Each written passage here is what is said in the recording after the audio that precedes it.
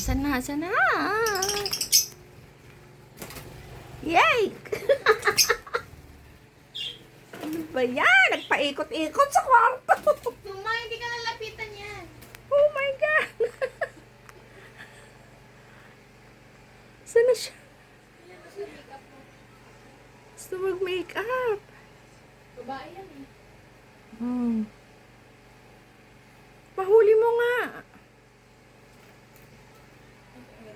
Ikaw, kaya mo? May, ang bilis! Yeah!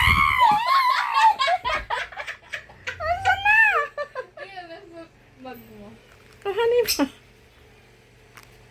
Dapat dalawang kamay talaga. Ayun, dyan siya. Yan, sige.